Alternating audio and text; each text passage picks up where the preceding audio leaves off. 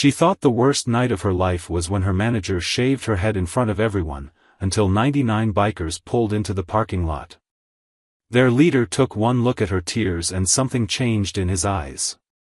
What she didn't know, 3 years ago, she'd shown them kindness on their darkest day, and they never forgot. Emily's hands were shaking as she carried the tray of dirty plates toward the kitchen. It was 11:47 p.m., 13 minutes before her double shift would finally end. Her feet ached, her lower back screamed with every step, and all she wanted was to collapse into her car and drive home to her tiny apartment. She didn't see the water puddle near the dish station. Her left foot slipped. The tray tilted. 3 plates crashed to the floor, shattering into ceramic fragments that scattered across the greasy tiles like broken stars. What the hell was that? Emily's stomach dropped. Ron's voice carried that particular edge, the one that meant he'd been drinking in his office again, the one that turned a simple accident into a catastrophe. "I'm sorry, Ron. I'll clean it up right now." "You'll clean it up?" Ron emerged from the back office, his face flushed red, his tie loosened around his thick neck.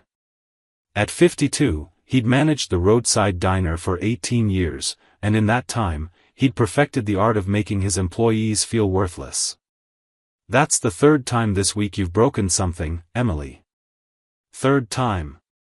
It was an accident. There's water on the floor." "Always an excuse with you." He moved closer, and Emily could smell the whiskey on his breath. The other 2 employees in the kitchen, Marcus, the night cook, and Jennifer, another waitress, had gone silent, their eyes fixed on their workstations. They knew better than to intervene. "You know what your problem is? You think you're special. You think because you're saving up for nursing school, you're better than this place." "I never said that." "You don't have to say it.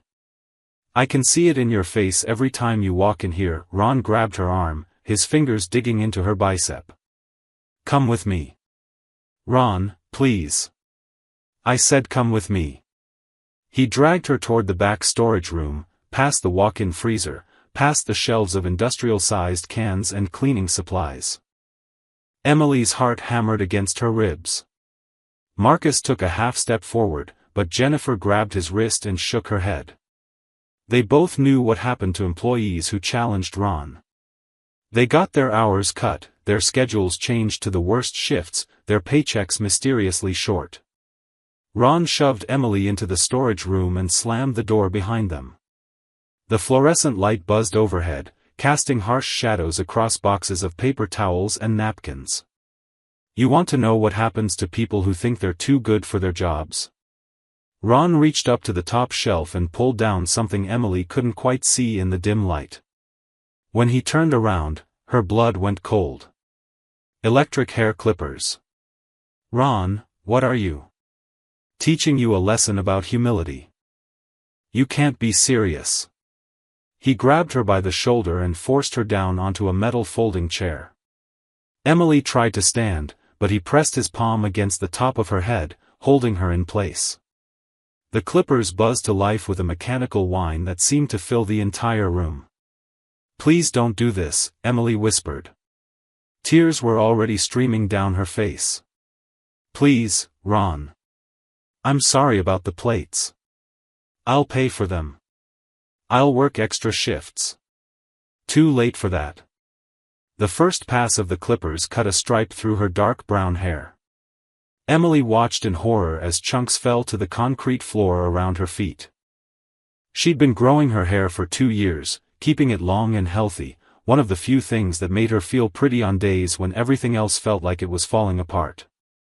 Ron worked methodically, almost casually, humming under his breath as he shaved another stripe, then another. Emily stopped fighting. She stopped crying.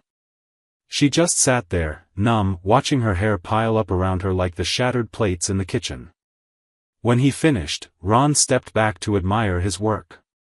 Emily's head was covered in uneven patches of stubble, some areas shaved to the skin, others left with awkward tufts.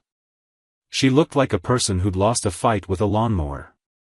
"There," Ron said, setting the clippers back on the shelf. Now you look like you belong here. Now get out there and finish your shift. Emily stood on unsteady legs. She caught her reflection in the small mirror hanging near the employee time clock, and something inside her broke.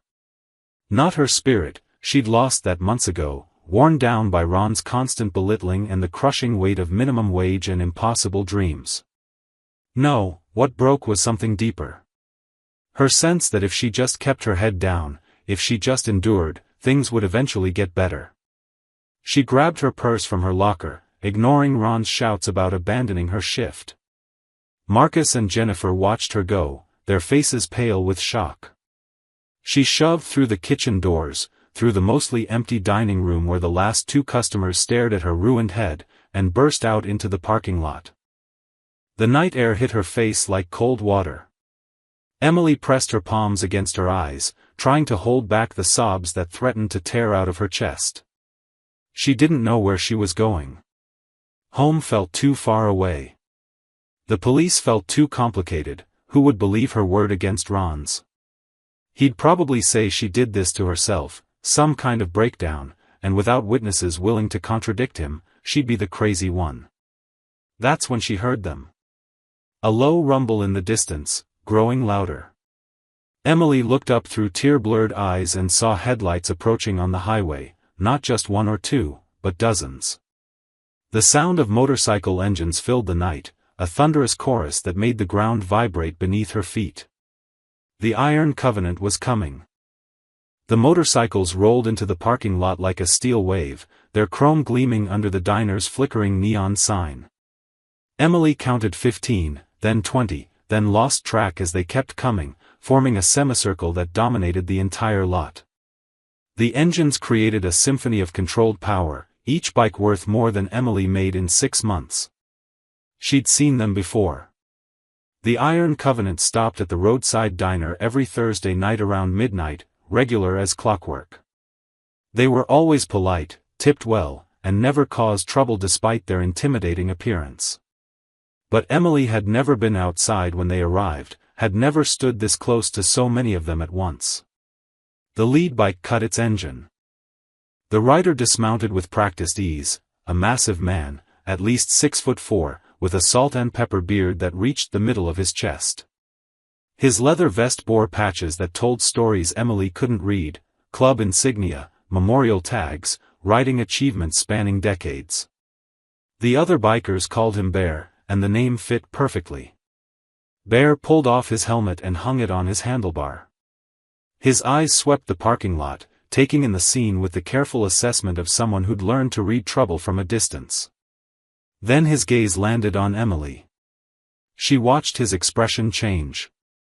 The casual ease vanished, replaced by something harder, darker. His jaw clenched. His hands curled into fists at his sides. Emily realized she was still standing in the middle of the parking lot, her hand pressed against her nearly bare scalp, tears streaming down her face. She must have looked like a victim of some terrible accident, or worse. Bear walked toward her slowly, his boots crunching on the gravel. The other bikers had dismounted now, 99 riders in total, and they watched their leader with focused attention.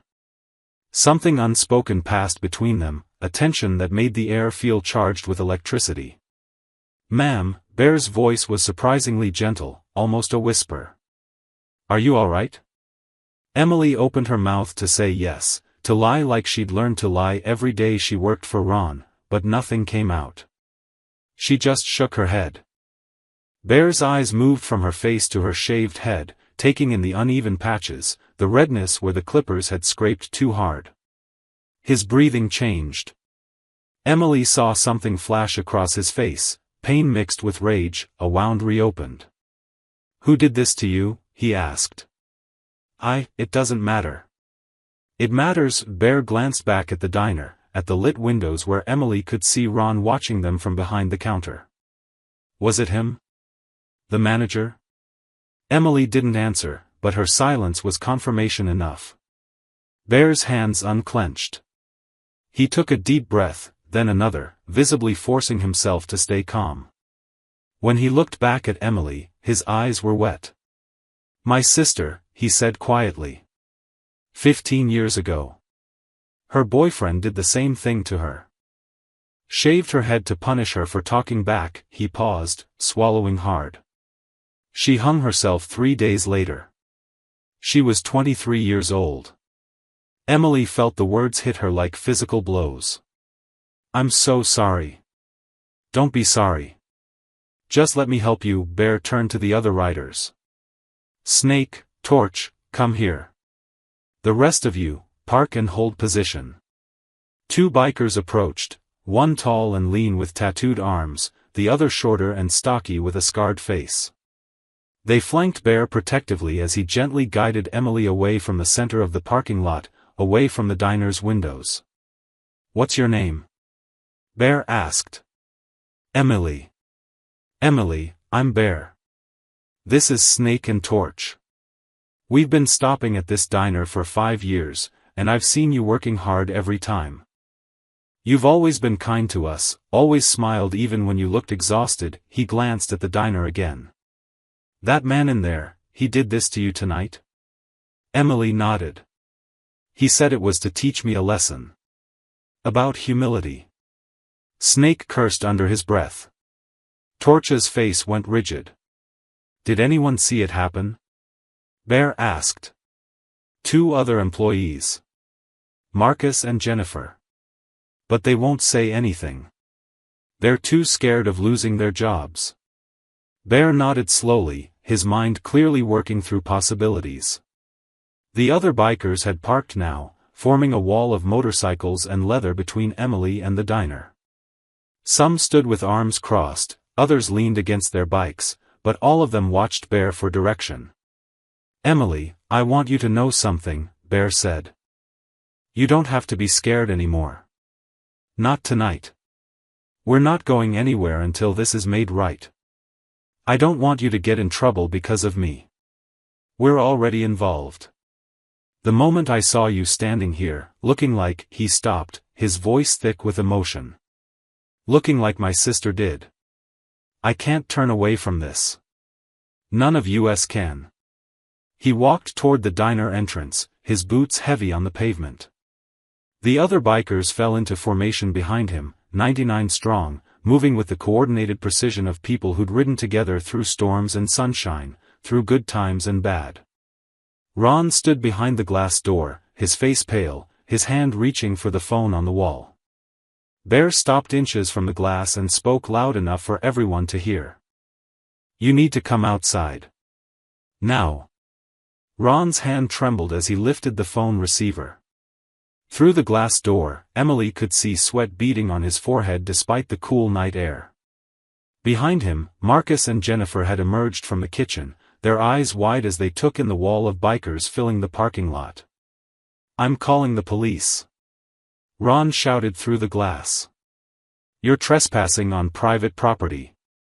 Bear didn't move. He stood perfectly still, his hands visible at his sides, making no threatening gestures. We're customers. This is a public establishment. We're not trespassing. You're intimidating my staff. Your staff? Bear's voice carried across the parking lot, loud enough for everyone to hear. Is that what you call Emily? Staff that you can assault and humiliate? Ron's face flushed red. I don't know what lies she's been telling you, but that girl had a mental breakdown. She did that to herself. I was trying to calm her down. That's not true. The voice came from inside the diner. Marcus had stepped forward, his hands clenched at his sides. Jennifer grabbed his arm, trying to pull him back, but he shook her off. I saw what you did, Ron. We both saw it. Ron spun around. You keep your mouth shut, or you're fired. I already quit. Marcus pulled off his apron and threw it on the floor. I should have said something months ago when you pulled that stunt with Jennifer. When you cornered her in the walk-in freezer and... That's enough. Ron's voice cracked. He pointed at Marcus with a shaking finger. You're terminated. Get out of my diner. Marcus walked toward the door, and Bear stepped aside to let him pass. The young cook stood on the pavement, looking at Emily with guilt written across his face. "I'm sorry," he said to her. "I should have stopped him. I was scared." "It's okay," Emily whispered, though it wasn't. Nothing about this was okay. More customers had emerged from the diner now, an elderly couple who'd been finishing their pie, a trucker who'd stopped for coffee. They slipped past the bikers nervously, hurrying to their vehicles. Within minutes, the parking lot was cleared of everyone except the Iron Covenant, Emily, Marcus, and Ron, who remained barricaded inside. Bear pulled out his phone. "I'm calling the police myself. We'll wait right here until they arrive." "You think they'll believe you over me?" Ron's voice had gained confidence now, fed by something Emily recognized, the certainty of a man who'd gotten away with things before, who knew how to work the system. "I've been a respected business owner in this county for 18 years. You're a bunch of bikers with criminal records." Bear's jaw tightened, but he didn't take the bait. "We'll see what they believe when they get here." Snake leaned close to Bear and whispered something Emily couldn't hear. Bear nodded, then looked at Torch. "Go check the side entrance. Make sure he doesn't slip out the back." As Torch moved toward the side of the building, Emily felt panic rising in her chest. This was escalating too fast. Ron had connections. He'd bragged about golfing with the county sheriff, about his cousin who worked in the DA's office. What if the police arrived and believed his version? What if they arrested the bikers for harassment? "Bear, please," Emily touched his arm. "This isn't worth it. He's not worth it. I'll find another job. I'll move on." Bear turned to her, and in his eyes, Emily saw something that made her throat tighten. It wasn't just anger at Ron. It was something deeper, older, the pain of a man who'd lost his sister and had lived with that failure for 15 years. "You can move on if you want," he said quietly. "But I can't. Not this time." Inside the diner, Ron had dialed 911. Emily could see him talking animatedly into the phone, gesturing at the windows. She could imagine what he was saying. A gang of bikers was threatening him, he feared for his safety, he was a victim under siege. The other bikers remained motionless, their presence a silent wall of solidarity. Some had their arms crossed, others leaned against their bikes, but none of them showed aggression. They were simply there, occupying space, refusing to leave. A younger biker with long blonde hair approached Bear. "What's the play here, boss?" "We wait. We don't touch anything, don't break anything, don't give them any excuse," Bear's voice carried authority. "When the cops come, we tell the truth. We show them Emily. We let Marcus testify to what he saw." "And if they don't listen?" the blonde biker asked. "Then we make sure everyone in this county knows what happened here tonight. We make noise until someone pays attention." Bear looked at Emily. "You deserve justice. Real justice. Not just walking away and pretending it didn't happen." Emily wanted to believe him. She wanted to believe that the system would work, that truth would matter, that powerful men like Ron could actually be held accountable. But she'd worked at the roadside diner for 2 years, had listened to Ron's stories about his connections, had watched him talk his way out of health code violations and labor complaints. In the distance, sirens began to wail. Ron smiled from behind the glass, and Emily's stomach turned to ice. This wasn't going to end well. Emily didn't sleep that night. She'd lain in her narrow bed, staring at the water-stained ceiling of her apartment, replaying the scene with the police over and over in her mind. The officers had arrived at 12:17 a.m., 2 patrol cars, lights flashing but no sirens. They'd spoken to Ron first, inside the diner, for almost 20 minutes. Then they'd come outside and questioned Bear with hands resting casually on their gun belts, speaking in clipped, suspicious tones. When they finally got to Emily, their questions felt more like accusations. "Why didn't you call us immediately if you were assaulted? Did you threaten your manager before he allegedly did this? Are you sure you didn't do this to yourself for attention? Marcus had tried to corroborate her story, but the senior officer cut him off. You already admitted you quit. Sounds like you have an axe to grind with your former employer. By 2 a.m., the police had left with a warning to the Iron Covenant about loitering and harassment. No charges filed against Ron. No report taken about the assault. Just a suggestion that Emily seek counseling if she was experiencing a mental health crisis. Bear had given Emily his phone number and told her not to give up. But as she'd driven home alone, running her hand over her butchered hair, defeat had settled into her bones like poison. Now it was 9:47 a.m., and her phone was ringing. The caller ID showed a number she didn't recognize, but the area code was from corporate headquarters, 3 states away. Emily's heart jumped. Maybe someone had heard about what happened. Maybe they were calling to help. Hello? Emily Rodriguez? The voice was female, professional, cold as January ice. Yes, this is Emily. This is Patricia Winters from Human Resources at Roadside Diner Corporate. I'm calling regarding an incident report filed by your manager, Ronald Kessler.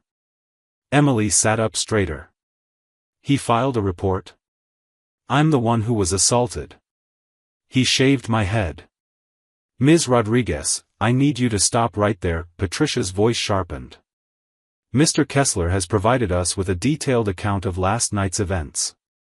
According to his statement, you became erratic during your shift, began screaming at customers, and when he tried to intervene, you grabbed electric clippers from the storage room and shaved your own head while threatening to sue the company for emotional distress.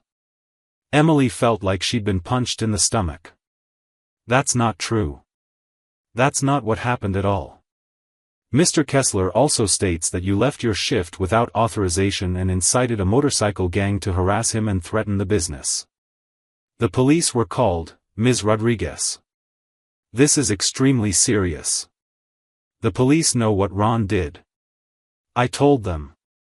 The police report indicates no evidence of assault. It does, however, document the presence of multiple individuals who created a hostile environment at the diner at your apparent instigation. Patricia paused, and Emily could hear papers rustling. Ms. Rodriguez, I'm calling to inform you that you're being placed on immediate unpaid suspension pending investigation. Any further attempts to damage Mr. Kessler's reputation or the company's reputation will result in immediate termination and potential legal action. Legal action? Emily's voice cracked. He assaulted me. There were witnesses.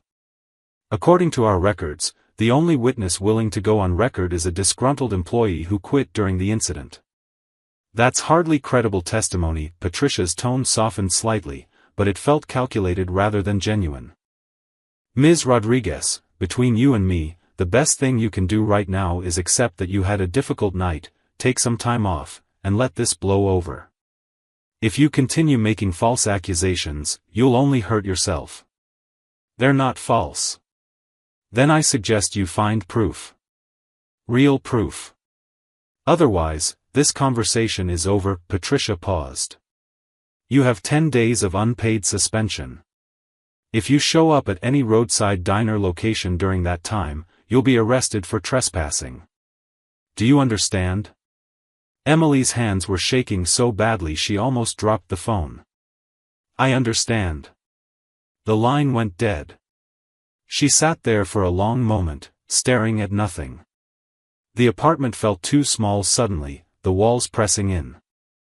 She'd worked at that diner for 2 years, dealing with Ron's temper and his inappropriate comments and his constant belittling, all because she needed the money for nursing school. She'd saved $8,000 so far, kept it in a special account she'd opened the day she got hired, adding to it week by week, telling herself that one day she'd have enough to enroll and escape this life. Now she was suspended without pay. In 10 days, she'd probably be fired. Her dream of nursing school would die with her job. Emily walked to her bathroom and looked in the mirror. The uneven patches of stubble made her look sick, broken. She picked up a disposable razor from the sink and finished what Ron had started, shaving her entire head smooth. At least now it looked intentional rather than sadistic. Her phone buzzed. A text from an unknown number. "Corporate got to you already, didn't they? Don't give up. We're not done yet. Bear." Emily stared at the message. Part of her wanted to text back and tell him it was over, that she couldn't fight this, that men like Ron always won. But another part of her, the part that had kept pushing through double shifts and rude customers and impossible exhaustion, wasn't quite ready to surrender. She texted back, "How did you know?" The response came within seconds. "Because this is exactly what powerful men do when they think they can get away with it. Meet me at the Iron Covenant Clubhouse at 2 p.m. There's something you need to know." The Iron Covenant Clubhouse sat at the end of a gravel road, surrounded by tall pines that filtered the afternoon sunlight into golden shafts. Emily had expected something rough, maybe a rundown warehouse or a dingy bar. Instead, she found a well-maintained two-story building with freshly painted siding, a wraparound porch, and an American flag snapping in the breeze. Bear was waiting on the porch steps, a cup of coffee in his massive hands. He stood when her car pulled up, and Emily noticed he'd changed from his riding leathers into jeans and a simple black t-shirt. Without the intimidating vest and boots, he looked more like someone's uncle than the leader of a motorcycle club. "Thanks for coming," he said as Emily climbed out of her car.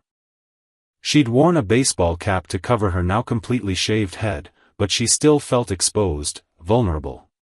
"Your text said there was something I needed to know." "There is.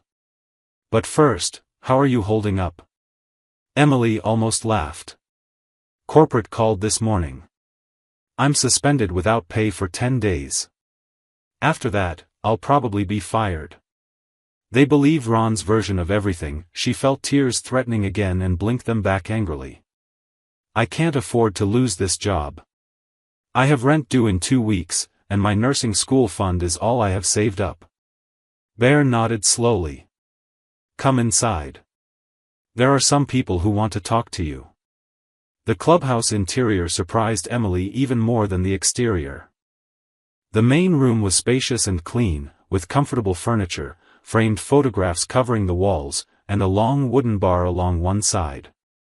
But what caught her attention were the people waiting there, at least 20 bikers, men and women, some in their 30s, others clearly in their 60s or 70s. An older woman with silver-streaked hair and laugh lines around her eyes stepped forward. She wore a leather vest adorned with patches that read "Iron Covenant" and "Property of Hammer." Her eyes were kind but sharp, the eyes of someone who didn't miss much. "Emily," she said warmly. "I'm Rose. I've been riding with this club for 32 years, she gestured to the others. "We asked Bear to invite you here because there's something you need to understand. Something we've been keeping from you." Emily glanced at Bear, confused. "What do you mean?" Rose pulled out a chair at a large wooden table. "Please, sit down." Emily sat, her heart pounding. The bikers gathered around the table, forming a circle. An older man with a gray beard, his vest identified him as Hammer, Rose's husband, cleared his throat. 3 years ago, Hammer began, there was a massive storm. You remember it? The one that knocked out power for 2 days, flooded half the county roads. Emily nodded. She remembered. It had been terrifying, with wind that rattled the diner's windows and rain that turned the parking lot into a lake. We were on our way back from a memorial ride, Rose continued. For Bear's sister, actually. It was the 10th anniversary of her death. We got caught in that storm about 40 miles out, and by the time we made it to the roadside diner, we were soaked, freezing, and exhausted. The place was supposed to be closed, another biker added, a man with a scarred face Emily recognized as Torch. Lights were off, parking lot was empty. But then we saw someone inside. Emily's breath caught. She remembered that night now, remembered seeing the headlights through the rain-streaked windows. You were there, Bear said quietly. Alone. Your shift had ended hours earlier, but you'd stayed because Ron had called in sick and left you to close by yourself. You could have turned us away, locked the doors and gone home. Instead, you opened up. The memory flooded back. Emily had been terrified at first, seeing 99 bikers rolling up to the diner in the middle of a storm. But they'd been polite, desperate for hot coffee and shelter, and something in their faces had touched her heart. They'd looked lost, grieving. You made us coffee, Rose said, her voice thick with emotion. And then you started cooking. You said if we were going to wait out the storm, we should have proper food. You made eggs, bacon, pancakes, toast, enough to feed all 99 of us. You wouldn't accept payment for any of it, Hammer added. We tried to leave money on the tables, but you refused. You said we looked like we'd had a hard day, and everyone deserved kindness on hard days. Emily remembered now. She'd been running on pure adrenaline and instinct, cooking frantically in the empty diner while the storm raged outside. The bikers had been so grateful, so respectful. When they'd finally left around 3 a.m., she'd felt good about what she'd done, even though Ron had yelled at her the next day for wasting food without authorization. That night, Bear said, we made a pact. All 99 of us. We agreed that if you ever needed help, real help, the kind that matters, we'd be there. No questions asked. No hesitation. We've been watching over you ever since, Rose said. Stopping by every Thursday to check on you, making sure you were okay. We knew Ron was a piece of work. We'd heard rumors about how he treated his staff. But you always smiled, always seemed to be holding on. Torch leaned forward. Until last night, when we saw what he'd done to you. Emily's vision blurred with tears. I didn't know. I had no idea you even remembered that night. Remembered it? Bear's voice was rough. Emily, that was the first time in 10 years I'd felt anything close to peace. You gave us shelter when we needed it most, gave us warmth and food and kindness. You gave that to us on the anniversary of the worst day of my life, he paused, swallowing hard. We owe you a debt that can't be repaid. But we're going to try. Rose reached across the table and took Emily's hand. You're not alone in this fight. You have 99 people who will stand with you, no matter what it takes. Emily looked around the table at their faces, weathered, scarred, but filled with fierce determination. For the first time since Ron had shaved her head, she felt something other than despair. She felt hope. The plan was simple: get Emily's belongings from the diner and leave quietly. No confrontation, no drama. Bear had insisted on it. We need to be smart about this, he'd said at the clubhouse. Ron's already painted you as unstable and us as a gang of thugs. We give him any excuse, and he'll use it against you. Now, at 11 p.m., Emily sat in Bear's truck as they pulled into the roadside diner's parking lot. Only 3 other bikers had come, Snake, Torch, and Rose. The rest stayed behind, though Emily knew they were just a phone call away. The diner was closed, the neon sign dark except for the dim security lights visible through the windows. Ron's car was gone, replaced by a silver Honda that Emily recognized as belonging to Marcus. Marcus is closing tonight? Emily was surprised. I thought Ron fired him. Maybe he came back, Rose suggested. Or maybe Ron's desperate for staff after losing both of you. They approached the front door carefully. Bear knocked, and after a moment, Marcus appeared. His eyes widened when he saw Emily, then shifted nervously to the bikers behind her. Emily, what are you doing here? If Ron finds out. I'm suspended, not fired. Not yet, anyway, Emily kept her voice steady. I just need to get my things from my locker. My spare clothes, my photos. I have a right to my personal belongings. Marcus glanced over his shoulder into the empty diner, then opened the door.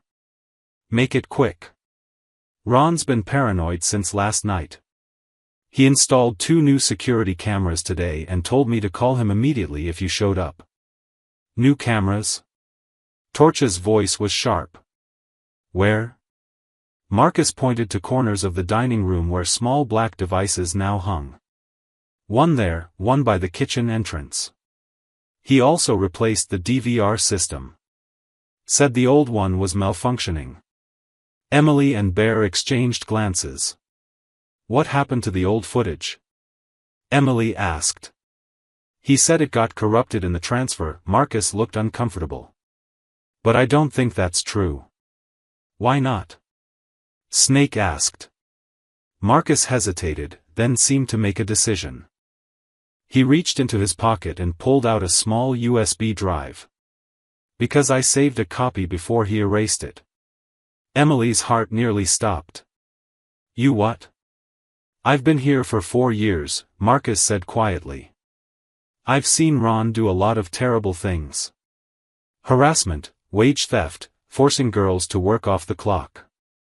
I started backing up the security footage 6 months ago, just in case I ever needed proof. When I saw what he did to you, he pressed the USB drive into Emily's hand. This has everything. The whole assault, from 3 different camera angles. It's time-stamped, dated, unedited. Emily stared at the tiny device in her palm. It felt like it weighed 1,000 pounds. Marcus, if Ron finds out you have this. He won't. I told him I formatted the old drives before throwing them out. Marcus managed a weak smile. Get justice, Emily. Make it mean something that I finally grew a spine. Bear squeezed Marcus's shoulder. You did the right thing, son. They moved quickly to the back where the employee lockers stood in a narrow hallway. Emily spun her combination lock, hands shaking with adrenaline and hope. Inside were her spare uniform, a framed photo of her late mother, her nursing school brochures, and a small emergency fund she kept hidden in an old eyeglass case, $200 in cash. She stuffed everything into her backpack while the bikers kept watch. Rose stood at the kitchen entrance, Snake near the front door, and Torch with Marcus near the new security cameras. We should go, Bear said. We've got what we came for. They were halfway to the front door when headlights swept across the parking lot. It's Ron, Marcus hissed. He must have been watching the cameras remotely. He can do that with the new system. Back door, Snake suggested, but Torch shook his head. He's parking right in front of it. We're boxed in. Ron burst through the front entrance, his face purple with rage. Behind him were 2 other men Emily didn't recognize, both large, both wearing security guard uniforms. I knew it. Ron shouted. Breaking and entering. Harassment. I've got you all on camera this time. He pointed at Emily. You're trespassing. You're all trespassing. I'm calling the police right now. She came for her personal belongings, Bear said calmly. That's not trespassing. That's her legal right. Legal right? Ron laughed, but it was a manic sound. You don't have any rights. Not in my diner. His eyes found Marcus. And you let them in. You're fired. Again. Permanently this time. One of the security guards stepped forward, hand on his pepper spray. Sir, we need everyone to leave the premises immediately, or we'll have to use force. Emily's hand closed around the USB drive in her pocket. They had the evidence. They just needed to get out of here with it intact. But Ron was staring at Marcus with narrow eyes. What did you give her? I saw you hand her something. Marcus went pale. Nothing. I didn't. Search them, Ron ordered the security guards. They're stealing company property. Bear moved to stand in front of Emily. Nobody's searching anyone without the police present and probable cause. Ron's smile was vicious. Oh, the police are coming. And this time, you're all going to jail. Through the window, Emily could already see flashing lights in the distance. They'd gotten the evidence, but now they were trapped. The police station smelled like burnt coffee and industrial cleaner. Emily sat on a hard plastic chair in the waiting area, the USB drive burning like hot coal in her pocket. Bear sat beside her, his face carved from stone, while Snake and Torch leaned against the far wall. Rose had been allowed to leave after giving her statement, but the rest of them had been brought in for questioning. It was 2:30 a.m. Officer Hendricks emerged from the back hallway, the same cop who'd responded to the diner last night. He looked even less sympathetic now. "Ms. Rodriguez, you're free to go. For now." Emily stood quickly. "What about them?" "The bikers stay. We need to verify a few things about their statements." Hendricks's tone suggested those few things would take a while. "You should go home. Get some rest." Bear caught Emily's eye and gave a subtle nod. The message was clear: take the evidence and go. Emily walked out into the cold pre-dawn air, her heart hammering. She'd managed to slip the USB drive into her sock during the confusion at the diner, and somehow the security guards hadn't found it during their aggressive pat-down. Now she had proof of Ron's assault, but what good was it if the police wouldn't even look at it? She climbed into her car and was about to start the engine when her phone buzzed. A text from an unknown number. "Don't try to submit that footage to the police.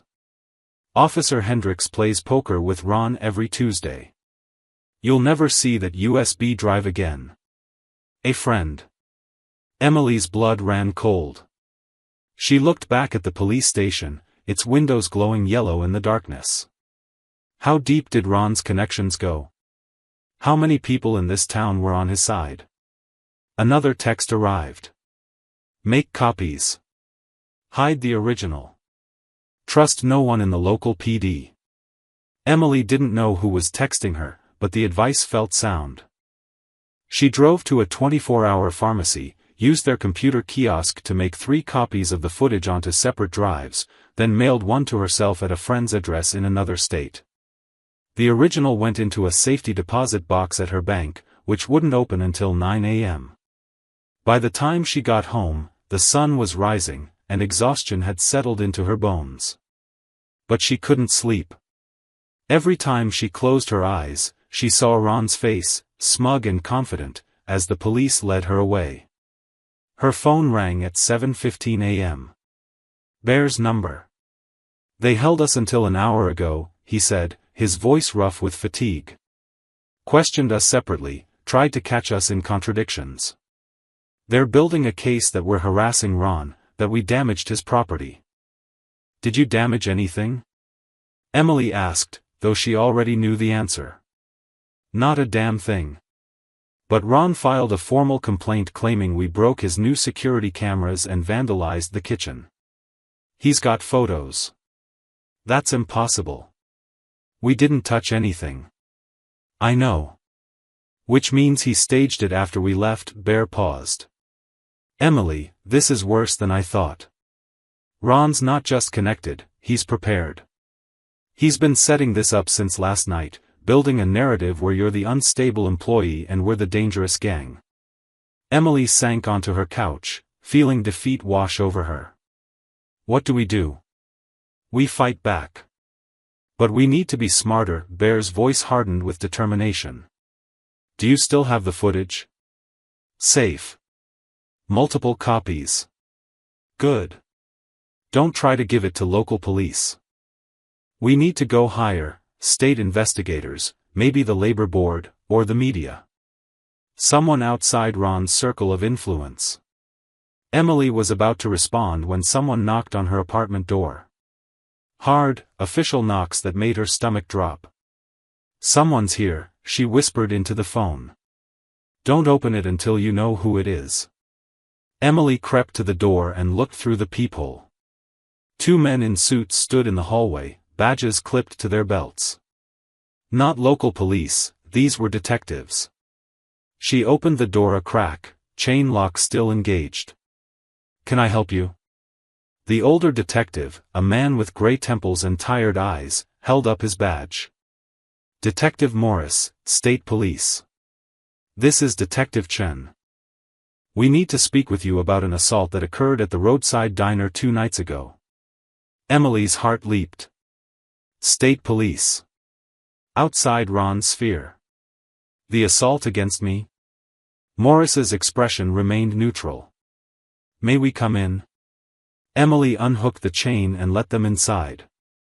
Bear was still on the phone, and she put it on speaker. My friend Bear is on the line. He's a witness to what happened. Detective Chen, a younger Asian man with sharp eyes, looked around the small apartment before settling his gaze on Emily's shaved head. We received an anonymous tip this morning that there was video evidence of an assault. We're here to collect that evidence and conduct a formal investigation. Anonymous tip? Emily's mind raced. Who would have called the state police? We can't reveal our source, Morris said. But we take workplace assault very seriously. If you have footage, we need to see it. Emily hesitated. What if this was a trap? What if Ron had somehow arranged this, found a way to get the footage and destroy it? Show them your badges again, Bear's voice came through the phone speaker. Front and back. Emily, take photos and text them to me. I'll verify they're legitimate. The detectives exchanged glances but complied. Emily photographed their credentials and sent them to Bear. 30 seconds later, he texted back, they're real. State Criminal Investigation Division. Show them the footage. Emily retrieved one of the USB copies from where she'd hidden it in her freezer, wrapped in aluminum foil inside a bag of frozen peas. She handed it to Detective Chen. This shows everything, she said quietly. Ron Kessler, my manager, shaved my head with electric clippers as punishment for breaking dishes. There were 2 witnesses, Marcus Reeves and Jennifer Halstead. Detective Morris plugged the drive into his laptop. The footage played in grainy black and white, Emily being dragged into the storage room, forced into the chair, the clippers coming down again and again while she sobbed. When it finished, Chen's jaw was tight. Morris closed the laptop carefully. Ms. Rodriguez, Morris said, we'll need you to come to the station, our station, not local, to give a formal statement. We'll also need to interview the witnesses and Mr. Kessler. Will he be arrested? Emily asked. If the evidence supports it, yes. But I need to warn you, Mr. Kessler has already filed multiple complaints. This is going to get complicated. Through the phone, Bear's voice was steady. We're ready for complicated. Emily looked at the detectives, at their serious faces, and felt something shift inside her. For the first time since that horrible night, she felt like someone with actual power was listening. So am I, she said. The story hit social media on day 3. Emily didn't know who leaked it, maybe Marcus, maybe one of the bikers, maybe someone else who'd heard what happened. But by Wednesday afternoon, a video titled "Manager Assaults Waitress, Justice Denied by Local Police" was spreading across Facebook and Twitter like wildfire. It wasn't the security footage, Emily had kept that sealed with the state investigators. This was something else, a 2-minute clip showing the aftermath. Emily standing in the parking lot with her shaved head, Bear confronting Ron through the glass, the local police arriving and doing nothing. Someone had filmed it on their phone from across the street. Within 6 hours, it had 50,000 views. Within 12 hours, Emily started receiving messages. Some were supportive, "Stay strong, girl. Sue that bastard. We believe you." Others were vicious, attention-seeking drama queen. You probably shaved your own head for the lawsuit money. By Thursday morning, the messages had found their way to her apartment. Emily discovered the first note slipped under her door when she went to get coffee. Block letters on lined paper, drop it or else. Her hands shook as she read it. She triple-checked her door locks and texted Bear immediately. He arrived within 20 minutes, torch and snake with him. They examined the note, their faces grim. "You can't stay here alone," Bear said flatly. "Not until this is resolved. I can't afford a hotel. You'll stay at the clubhouse. We have guest rooms, and there's always someone there." Bear's tone left no room for argument. "Pack a bag. Now." Emily wanted to protest, to insist she could handle herself, but another part of her, the part that had found that threatening note, was terrified. She packed quickly, clothes, toiletries, her laptop, the nursing school brochures she couldn't bear to leave behind. As they loaded her car, Mrs. Chen from apartment 3B emerged from her door, arms crossed. "You're bringing those bikers around here now? Some of us have children, Emily." Emily felt her face flush. "Mrs. Chen, they're helping me." "Helping you cause trouble, you mean?" "I saw the video. You should have handled this privately, gone through proper channels. Instead you've turned our quiet neighborhood into a circus." Mrs. Chen's expression was cold. "The landlord called a meeting. Several residents want you evicted." "Evicted? I haven't done anything wrong. You've brought violence and chaos to our community. Those men," she gestured at the bikers, "they're dangerous. Everyone can see that." Snake opened his mouth to respond, but Bear put a hand on his shoulder and shook his head. "Ma'am, we understand your concern. But Emily is the victim here. She deserves support, not judgment." "That's your opinion." Mrs. Chen turned on her heel and disappeared back into her apartment, door slamming behind her. Emily felt tears burning in her eyes. This is getting out of control. "People fear what they don't understand." Rose's voice came from behind them. She'd arrived on her bike, leather vest gleaming in the morning sun. "They see bikers and think danger. They don't see the people who'd give their last dollar to help someone in need." They drove in convoy to the clubhouse, Emily's car sandwiched between motorcycles, a protective escort that made her feel both safe and exposed. Neighbors watched from windows. Someone took photos. Emily could already imagine those pictures circulating online. Troubled waitress joins biker gang. At the clubhouse, Rose showed Emily to a small but comfortable guest room on the second floor. Clean sheets, a private bathroom, a window overlooking the pine trees. It felt safer than her apartment had in days. "Get some rest," Rose said gently. "You look exhausted." But rest wouldn't come. Emily lay on the bed, scrolling through her phone, watching her life become a public spectacle. The local news had picked up the story now, and the comment sections were brutal. Another woman making false accusations to get money. Those bikers are probably paying her to lie so they can extort the business. "I know Ron Kessler. He's a pillar of this community. This girl is trash." But there were other voices too.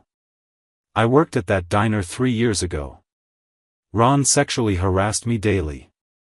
I believe her. My sister was assaulted by her boss and nobody believed her either. Stay strong. The footage doesn't lie. That manager should be in jail."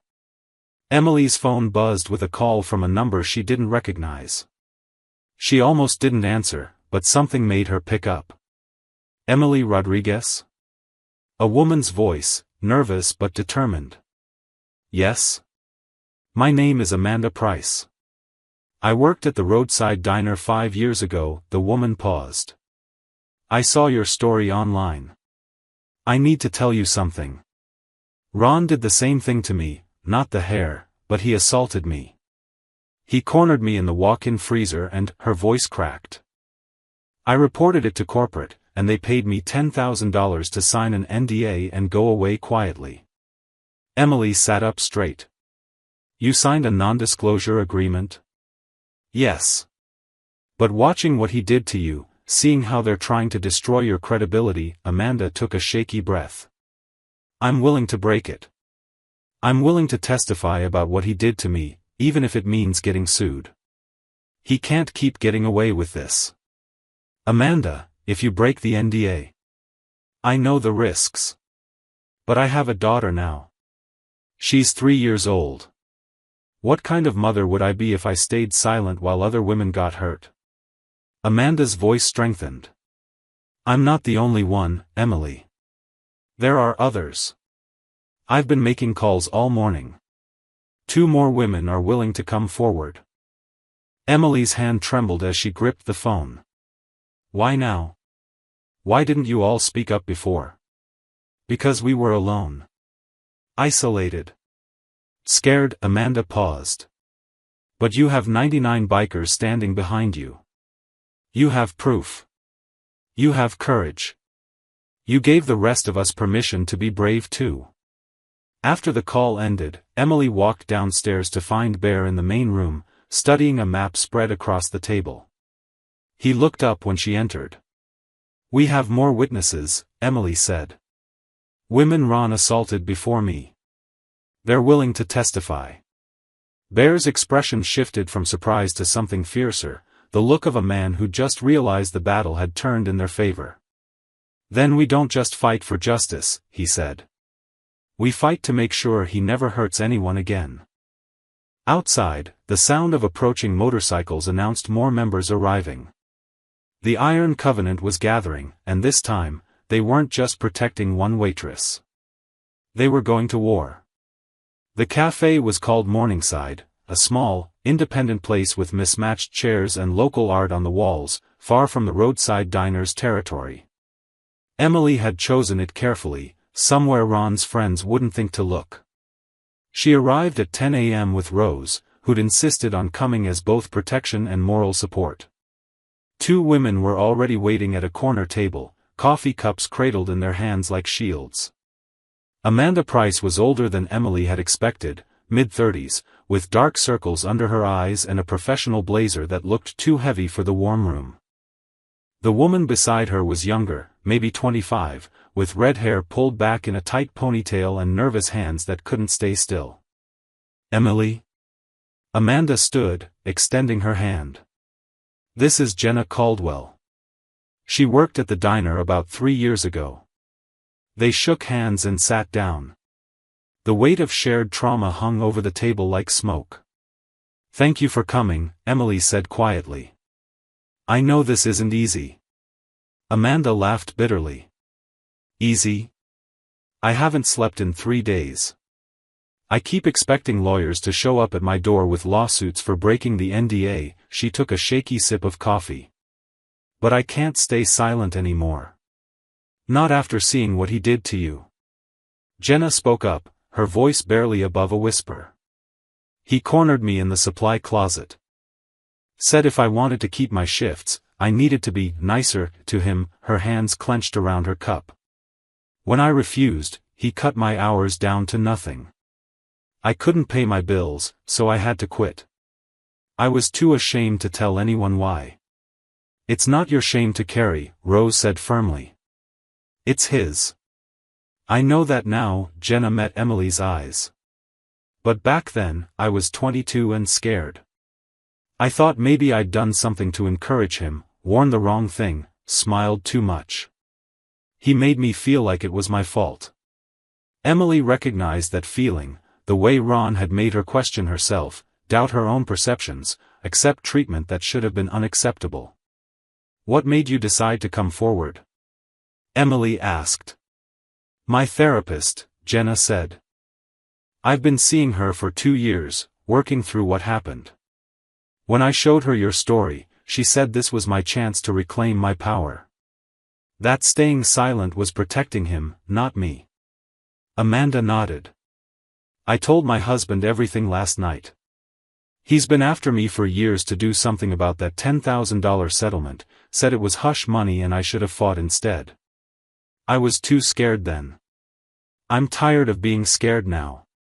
A new voice spoke from behind them. Make that 3 witnesses. They turned to see a woman approaching their table, late 40s, gray-streaked brown hair, wearing scrubs with a hospital ID badge clipped to her pocket. She pulled up a chair without asking. I'm Dr. Sarah Mitchell.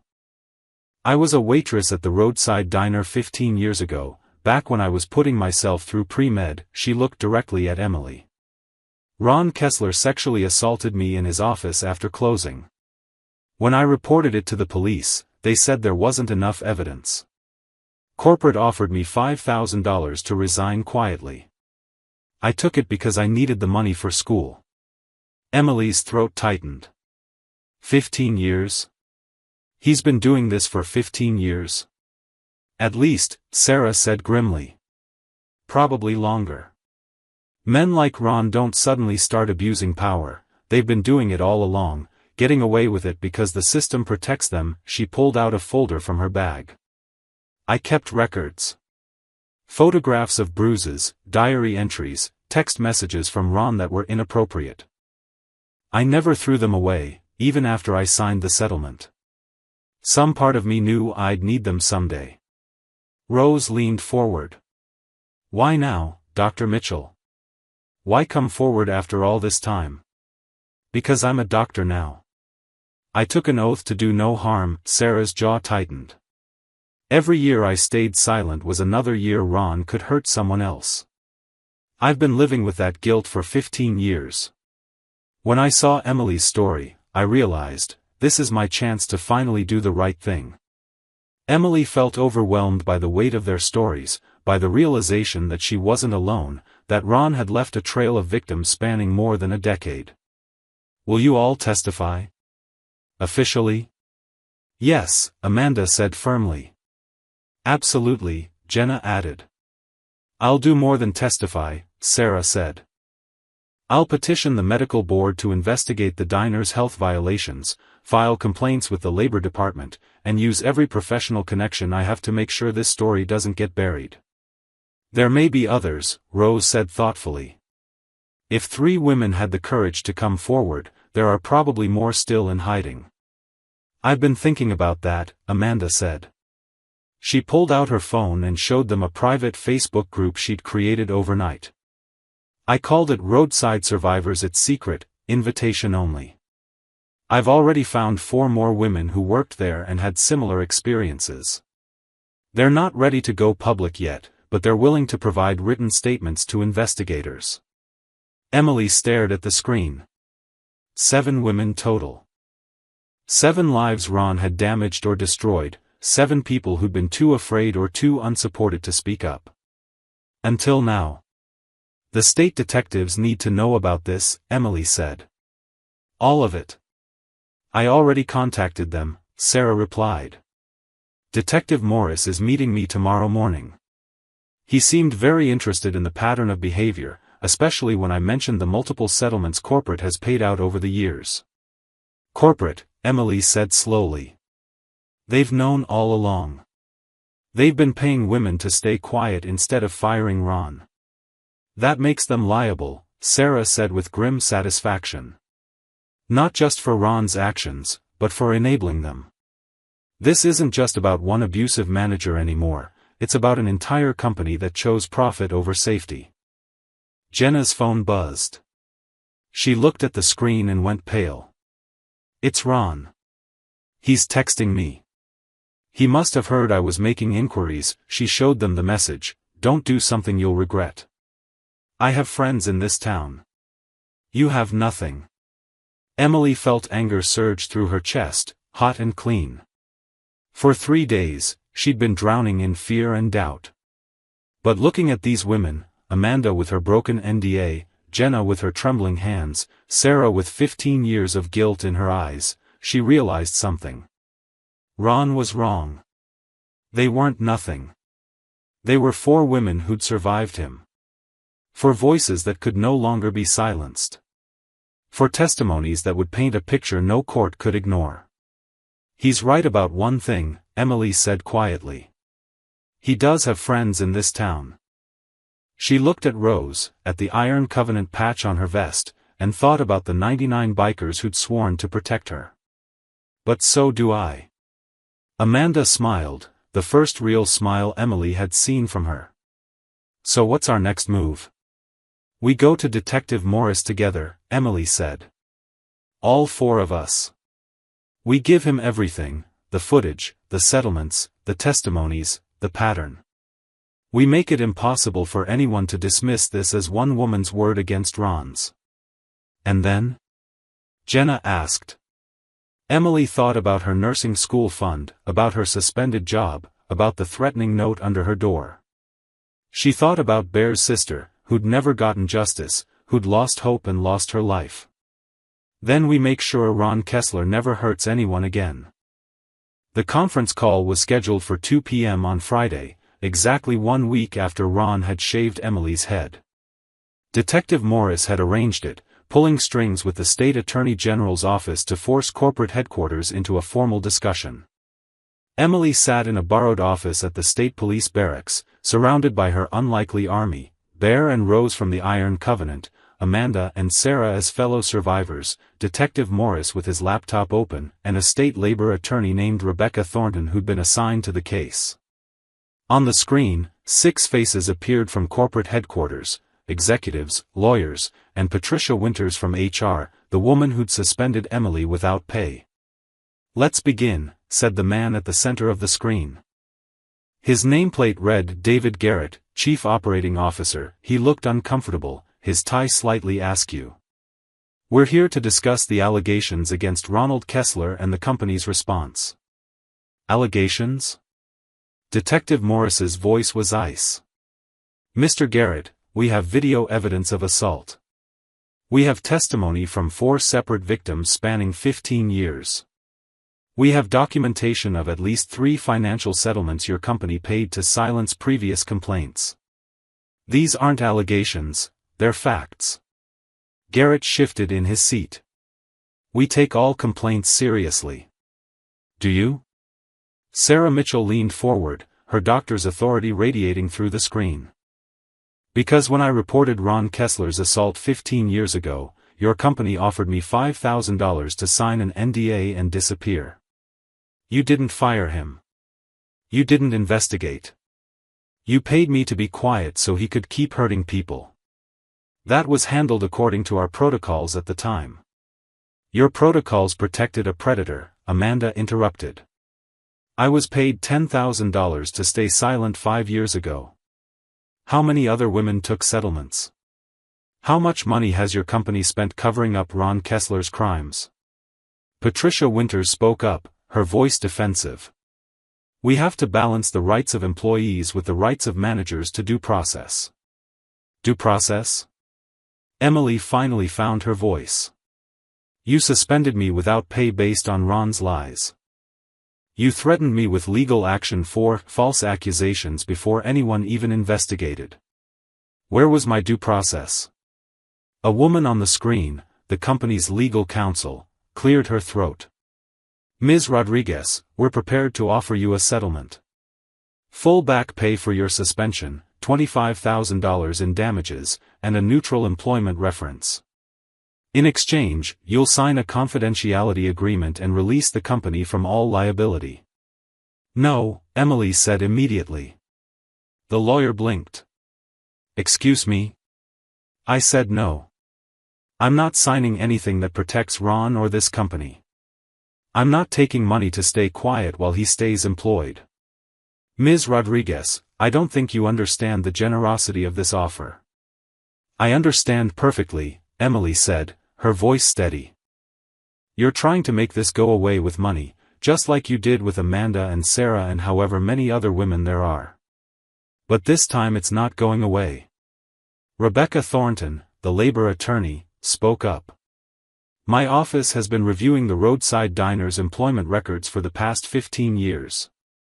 We've identified 12 separate complaints against Ronald Kessler, ranging from hostile work environment to sexual harassment to assault.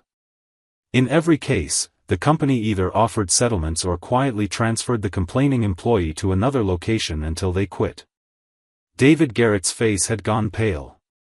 "We were following legal advice." "You were establishing a pattern of deliberate indifference," Thornton said sharply.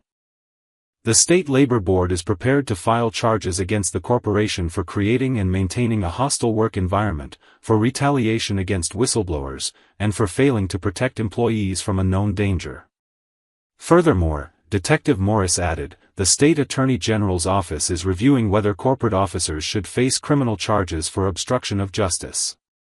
You've systematically suppressed evidence of crimes and paid victims to stay silent. That's not just a civil matter, it's potentially criminal conspiracy. The executives on screen began whispering frantically to each other. One left the frame entirely. Patricia Winters looked like she might be sick. Bear had been silent until now, but he leaned into the camera's view. I want to make something very clear. The Iron Covenant has 99 members. Every one of us has seen the footage of what Ron Kessler did to Emily. Every one of us knows women who've been assaulted, harassed, or silenced. If this corporation thinks it can sweep this under the rug, you're mistaken. We will protest at every roadside diner location in this state. We will share this story with every media outlet that will listen. We will make Ron Kessler's name synonymous with abuse and your company's name synonymous with complicity. Is that a threat? The legal counsel asked. It's a promise, Rose said quietly. We protect our own. And Emily is one of ours. A new face appeared on the screen, older, silver-haired, with the bearing of someone used to being obeyed. This is James Whitmore, CEO. I've been listening to this conversation from my office. He looked tired, angry, but also something else, ashamed. I was not aware of the scope of this problem. Patricia, David, you're both suspended pending a full internal investigation. Ron Kessler is terminated effective immediately, and we will cooperate fully with law enforcement. That's not enough, Sarah said. What about the other victims? What about making this right? Whitmore was quiet for a moment. We'll establish a compensation fund for anyone who signed NDAs related to Ron Kessler. We'll hire an independent firm to investigate our HR practices and implement reforms. And, he looked directly at Emily, Ms. Rodriguez, we'll pay for your nursing school education, full tuition, books, living expenses. Not as a settlement, but as an apology and an investment in the person you're going to become. Emily felt tears prick her eyes, but she kept her voice steady. And Ron goes to jail? That's up to the criminal justice system, Detective Morris said. But with 4 victims willing to testify, video evidence, and now corporate cooperation, I'm confident charges will be filed within the week. Amanda reached over and squeezed Emily's hand. Sarah nodded approvingly. Rose smiled with fierce pride. There's one more thing, Emily said. I want corporate to issue a public apology. Not just to me, but to every woman Ron hurt. And I want you to end the practice of using NDAs in harassment and assault cases. No more silencing victims. Whitmore looked at his lawyers, who were shaking their heads frantically. He ignored them. Agreed, he said. We'll draft the statement today. When the call ended, Emily sat back in her chair, exhausted but lighter somehow. Bear put a hand on her shoulder. You did good, kid. We did good, Emily corrected. All of us. Detective Morris closed his laptop. Ron Kessler will be arrested Monday morning. The DA's office is preparing charges, assault, false imprisonment, filing false police reports. With the additional testimonies, he's looking at serious prison time. Emily nodded, feeling something she hadn't felt in days, hope mixed with justice. It wasn't over yet, but for the first time, she could see the end. The courthouse was packed. Emily hadn't expected so many people. Reporters lined the back wall, cameras ready, while spectators filled every available seat. She recognized some faces: Marcus from the diner, looking nervous in a borrowed suit, Mrs. Chen from her apartment building, whose expression had softened to something approaching guilt, even a few regular customers from the roadside diner who'd always tipped well and treated her kindly. But most prominently, sitting in the first 3 rows on the left side, were the members of the Iron Covenant. 99 bikers had shown up, dressed in their formal best, leather vests polished, patches straight, faces solemn. They weren't here to intimidate. They were here as witnesses to justice. Bear sat directly behind Emily, close enough that she could feel his steadying presence. Rose was beside him, holding hands with Hammer. Amanda, Sarah, and Jenna sat in the row behind them, forming a wall of survivors who'd refused to stay silent. Ron Kessler sat at the defendant's table with his lawyer, an expensive-looking man in a gray suit who'd been hired by Ron's family. Ron had aged in the past week, his face was haggard, his suit rumpled, his confident swagger gone. He kept glancing nervously at the bikers, then at Emily, then down at his hands. "All rise," the bailiff called. The Honorable Judge Margaret Preston presiding. Judge Preston was a black woman in her early 60s with sharp eyes and no-nonsense demeanor. She'd built a reputation for being fair but firm, someone who didn't tolerate manipulation or theatrics in her courtroom. "Be seated," she said, settling into her chair. "We're here for the preliminary hearing in the case of the state versus Ronald Kessler. Charges include assault and battery, false imprisonment, filing a false police report, and witness intimidation." She looked over her reading glasses at Ron. "How does the defendant plead?" Ron's lawyer stood. "Not guilty, Your Honor." "Noted. Mr. Prosecutor, present your evidence." Assistant District Attorney Michael Torres stood, a young Latino man with an earnest face and a reputation for taking on difficult cases. Emily had met with him twice, and he'd promised her he wouldn't let this case become another statistic. "Your Honor, the state will present video evidence clearly showing Mr. Kessler assaulting Ms. Emily Rodriguez, his employee, by forcibly shaving her head with electric clippers as punishment for a workplace accident." Torres clicked a remote, and the courtroom screen flickered to life. The footage played in silence. Emily couldn't watch, she'd seen it too many times already. Instead, she focused on the reactions around the room. Gasps from spectators. A journalist whispered, "Oh my God," one of the jurors covering her mouth.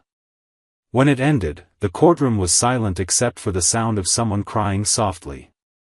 Emily realized it was Jennifer, Ron's other former employee, who'd finally shown up to testify. Additionally, Torres continued, "We have testimony from 4 other women documenting a 15-year pattern of harassment and assault by Mr. Kessler. We have evidence that his employer, Roadside Diner Corporate, paid multiple settlements to silence previous victims. And we have testimony from local law enforcement that Mr. Kessler attempted to file false charges against Ms. Rodriguez and her supporters to cover up his crime." Ron's lawyer stood quickly. "Your Honor, my client has been a respected business owner for nearly 2 decades. This incident, while regrettable, was a momentary lapse in judgment during a stressful situation." "A momentary lapse?" Judge Preston's voice cut like steel. "Counsel, I've watched that video. Your client physically restrained an employee and forcibly cut her hair while she cried and begged him to stop. That's not a lapse in judgment, that's assault. Your Honor, we believe the video lacks context." "Then provide context," Judge Preston leaned forward. "Because from where I'm sitting, the context is that your client has been abusing his power for 15 years, and this time he finally got caught." Ron's lawyer sat down, clearly realizing his strategy wasn't working. Torres called his witnesses. Marcus testified about what he'd seen, his voice shaking but steady. Jennifer corroborated everything, adding details about Ron's previous behavior, the inappropriate comments, the wandering hands, the threats against anyone who complained. Then Amanda took the stand. She described her assault in clinical detail, explained the NDA she'd signed, the $10,000 that had bought her silence. "I have a 3-year-old daughter," she said, looking directly at Ron. "I stayed quiet because I was ashamed. But I'm not ashamed anymore. You should be." Sarah testified next, her medical credentials lending weight to every word. She'd brought her 15-year-old records, photos, diary entries, text messages. "I became a doctor to help people," she said. "But I failed to help the women who came after me by staying silent. That ends today." Jenna's testimony was brief but powerful. "He made me feel worthless. He made me question my own reality. But seeing Emily's courage helped me realize, he was the problem, not me. Not any of us. Finally, Emily took the stand. She described the night in detail, the broken plates, Ron's anger, being dragged into the storage room, the sound of the clippers, watching her hair fall. "Why didn't you fight back?" Ron's lawyer asked on cross-examination. "Because he was my boss," Emily said simply. "Because I needed that job to pay for nursing school. Because I'd seen what happened to people who challenged him, they got fired, blacklisted, destroyed. Because the system protects men like Ron, and I was scared no one would believe me. And yet here you are, with an army of bikers behind you, getting your tuition paid by a corporation desperate to avoid bad publicity. Seems like you've done quite well from this assault." Emily felt anger flare in her chest. "I didn't want money. I wanted justice. I wanted Ron to stop hurting people. If it took 99 bikers and media attention and corporate embarrassment to make that happen, then yes, I'm grateful for all of it. But I'd trade it all to go back and never have this happen in the first place." The courtroom erupted in applause. Judge Preston banged her gavel for order, but Emily saw approval in her eyes. When all testimony concluded, Judge Preston didn't need long to deliberate. "Mr. Kessler, I find probable cause to bind you over for trial on all charges. Bail is set at $100,000. Additionally, I'm issuing a restraining order. You are not to contact Ms. Rodriguez or any of the other witnesses. You are not to return to any roadside diner location. Do you understand?" Ron nodded, his face gray.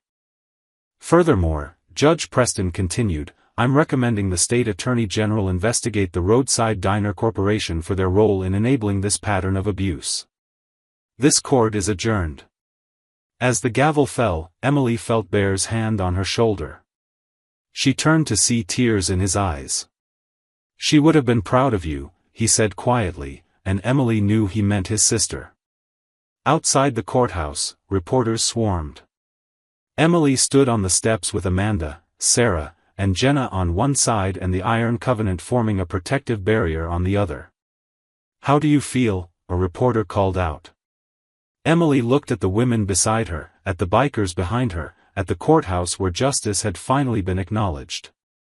"Like I can breathe again," she said. The morning was perfect, clear sky, gentle breeze, the kind of September day that promised new beginnings. Emily stood outside her apartment at 6 a.m., a backpack slung over her shoulder containing everything she'd need for her first day: notebooks, pens, her student ID for the nursing program, and a small photo of her mother that she'd carried through every difficult moment of the past 3 weeks. Her hair had started growing back, a soft dark fuzz that made her look younger somehow. She'd considered wearing a wig or a hat, but something had shifted inside her. The bare head wasn't a mark of shame anymore, it was proof she'd survived. The rumble of engines echoed down the quiet street. Emily smiled. She'd expected Bear, maybe Rose and a few others. But as the motorcycles rounded the corner, she realized the entire Iron Covenant had come. All 99 members, bikes gleaming in the early light, riding in precise formation. Bear pulled up first, cutting his engine and dismounting with that familiar easy grace. He'd cleaned up for the occasion, beard trimmed, vest polished, and something new, a small ribbon pinned next to his patches, purple for domestic violence awareness. "You didn't have to do this," Emily said, though her voice was thick with emotion.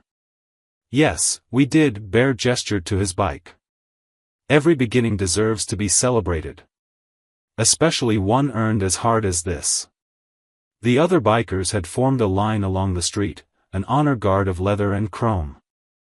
Residents emerged from their apartments, including Mrs. Chen, who watched with a small, approving smile. Marcus was there too, having driven across town to see Emily off. He'd started working at a new restaurant, one with better management and no dark storage rooms. Amanda, Sarah, and Jenna pulled up in Amanda's car, climbing out with coffee and pastries. "We couldn't miss this," Amanda said, pulling Emily into a hug. Our survivor becomes a healer. I'm just a first-year nursing student, Emily protested. You're more than that, Sarah said firmly. You're someone who stood up when it mattered. Someone who helped other women find their voices. That's already a healer. Rose approached with a small package wrapped in purple tissue paper. From all of us. Open it. Inside was a stethoscope, professional grade, engraved along the side with words that made Emily's eyes blur with tears, for Emily, who showed us that courage is contagious. The Iron Covenant. I can't accept this. It's too much. You can and you will, Rose said, her voice brooking no argument. You gave us hot meals and kindness on the worst night of our lives. This doesn't come close to repaying that debt. Bear checked his watch. Your first class starts at 8. The nursing college is 30 minutes away. We should ride. Emily climbed onto the back of Bear's bike, settling into the passenger seat she'd occupied once before on that horrible night at the diner. But everything felt different now. She wasn't running away, she was riding toward something. The convoy moved out, 99 motorcycles escorting one nursing student through the morning streets. People stopped to watch, to photograph, to point. Some probably thought it was strange or intimidating. But Emily understood what they couldn't see. This was family, chosen and earned, riding together because that's what family did. They passed the roadside diner. It was closed, permanently, according to the signs in the windows. Corporate had shut down the location pending a complete restructuring of management and policies. Ron was awaiting trial, his bail paid by his family but his reputation destroyed. The preliminary hearing had led to formal charges, 5 years minimum if convicted. Jennifer had texted Emily last night, they offered me my job back at a different location with a raise. I took it. Thank you for being brave enough to fight. The landscape changed as they left town, strip malls giving way to trees, then to the manicured grounds of the community college. Students were arriving for the first day, most of them younger than Emily, fresh from high school with backpacks and nervous energy. The motorcycles pulled into the parking lot in formation, engines creating a symphony that turned every head on campus. They parked in a long line, and the riders dismounted, forming 2 rows creating a pathway to the nursing building entrance. Emily climbed off Bear's bike, her legs unsteady. This was it. The dream she'd worked toward through double shifts and aching feet and Ron's constant belittling. The future she'd almost given up on. Go on, Bear said gently. We'll wait here until you're inside. Emily walked between the rows of bikers, each one nodding as she passed. Snake gave her a thumbs up. Torch saluted. Hammer and Rose smiled with parental pride. The newer members she barely knew stood at attention, honoring this moment because their leader had asked them to, because that's what the Iron Covenant did. Amanda, Sarah, and Jenna waited at the end of the line. They walked with Emily to the building entrance, for survivors moving forward together. This isn't goodbye, Amanda said. We're meeting for lunch next week. All of us. The Roadside Survivors Support Group, Jenna added. We've got 7 members now, and more reaching out every day. You started something bigger than you know. Sarah hugged Emily tightly. Save lives, Emily Rodriguez. That's the best revenge, becoming exactly who you were meant to be. Emily turned back one last time to look at the Iron Covenant. They stood beside their bikes, 99 people who'd kept a promise made 3 years ago during a storm. Bear raised his hand in final salute. Then, in perfect synchronization, all 99 bikers revved their engines. The sound thundered across the parking lot, not a threat, but a celebration. A declaration that Emily Rodriguez was protected, believed in, and sent forth into her new life with an army at her back. Students and faculty members watched in amazement as the bikes roared once more, then fell silent. The message had been delivered. The vow fulfilled. Emily adjusted her new stethoscope in her backpack and walked through the doors of the nursing building. Behind her, she heard the motorcycles starting up, preparing to leave. But she didn't look back. There was no need. She carried them with her, Bear's grief transformed into protection, Rose's wisdom, Amanda's courage, Sarah's determination, Jenna's healing. She carried the memory of that storm 3 years ago when she'd made hot meals for strangers and unknowingly planted seeds that would save her life.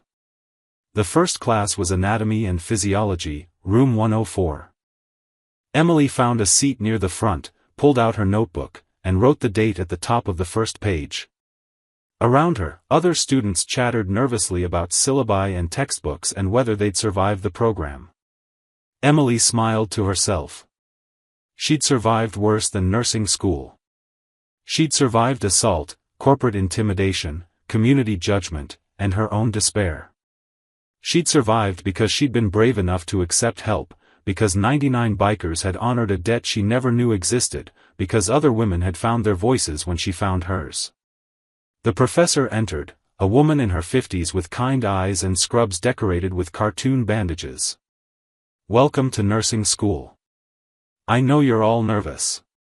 That's normal. But I want you to remember something, you're here because you want to help people. That desire to heal, to comfort, to stand with those who are suffering, that's already inside you. My job is just to teach you the technical skills to express it." Emily thought about the women in the roadside survivors group, about Marcus finding his courage, about Bear finally getting a chance to protect someone the way he couldn't protect his sister. Healing wasn't just about medicine. It was about standing up. Speaking truth. Refusing to let cruelty go unchallenged. She'd learned that before she ever set foot in this classroom. Outside, the last rumble of motorcycles faded into the distance, but Emily could still feel them, 99 hearts beating in rhythm with hers, 99 voices saying what she'd needed to hear most: you matter. Your pain matters. Your justice matters. Your future matters. The professor began the lecture, and Emily Rodriguez, former waitress, assault survivor, and future nurse, picked up her pen and started writing. Her new life had begun. And this time, nobody could take it away. The end.